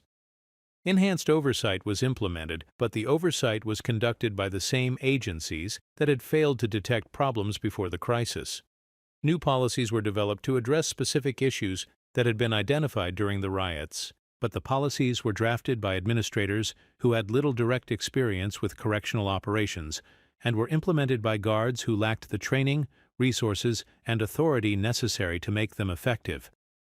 The gap between policy and practice that had characterized Lee since its opening continued to define the institution after the riots, with official procedures that looked reasonable on paper but bore little relationship to daily operational realities. The technology upgrades that were implemented as part of post-riot reforms reflected the same faith in technological solutions that had characterized Lee's original design. New surveillance equipment was installed, but it suffered from the same reliability problems that had plagued previous systems. Enhanced communication systems were implemented, but they remained vulnerable to the power fluctuations and maintenance problems that had contributed to the original communication failures during the crisis. The most significant conclusion that emerged from the various examinations of the Lee riots was not contained in any official report, but was evident to anyone willing to examine the gap between reform promises and actual changes. The system had learned nothing from the crisis that might prevent similar failures in the future. The same economic pressures, political constraints, and bureaucratic incentives that had created the conditions for the riots continued to shape correctional policy throughout South Carolina and across the United States. The men who died during the Lee riots were not the last inmates to be killed due to institutional failures in American correctional facilities, nor were they the first. Their deaths were part of a continuing pattern of preventable tragedies that occur when society chooses to warehouse human beings in institutions designed around cost containment rather than human welfare. The specific circumstances that enabled their deaths were unique to Lee, but the underlying dynamics that produced those circumstances are endemic to American corrections. The true legacy of the Lee riots lies not in the reforms that were promised, but in the reforms that were not implemented. Not in the accountability that was demanded, but in the accountability that was avoided. 7 men died because a system designed to protect public safety had instead created conditions that enabled torture and murder. That system continues to operate with minor modifications, managing hundreds of thousands of inmates in institutions that share many of Lee's fundamental flaws. The silence that settled over Lee Correctional Institution after the trials ended and the settlements were signed was not the silence of healing or resolution. It was the silence of a system that had chosen to forget rather than reform, to move on rather than learn, to accept preventable tragedy as an inevitable cost of maintaining order through containment rather than addressing the human needs and social conditions that create the demand for mass incarceration. In that silence, the voices of 7 dead men continue to speak to anyone willing to listen. They speak of a society that builds prisons faster than schools, that spends more on punishment than prevention, that measures success in corrections by cost per bed rather than successful reintegration into communities. They speak of the distance between constitutional promises of humane treatment and the reality of institutional life for men who have been written off as irredeemable. The question that their deaths pose is not whether American society can afford to operate correctional institutions humanely, but whether it can afford not to. The cost of the Lee riots measured in wrongful death settlements, investigation expenses, facility repairs, and ongoing medical care for riot survivors far exceeded what it would have cost to operate the institution properly from its opening. The human cost, measured in trauma that will affect families and communities for generations, cannot be calculated in any meaningful way. The machine that was Lee Correctional Institution continues to operate, processing inmates and generating the reports that satisfy oversight requirements and budget justifications. But it operates as a monument to institutional failure, a reminder of what happens when society chooses efficiency over humanity, cost savings over safety, and political expedience over moral responsibility. The men who died there in April 2018 remain imprisoned within its walls, not in body, but in memory, waiting for a justice that may never come, an accountability that the system seems incapable of providing. Their ultimate imprisonment is not in the institution where they died, but in the silence that surrounds their deaths, the confidentiality agreements that prevent their stories from being told, and the systematic forgetting that allows similar institutions to continue operating with similar flaws. Until that silence is broken and that forgetting is replaced with remembering, their deaths will continue to speak of a system that has lost its way and a society that has lost its moral compass in the pursuit of order through punishment rather than justice through healing.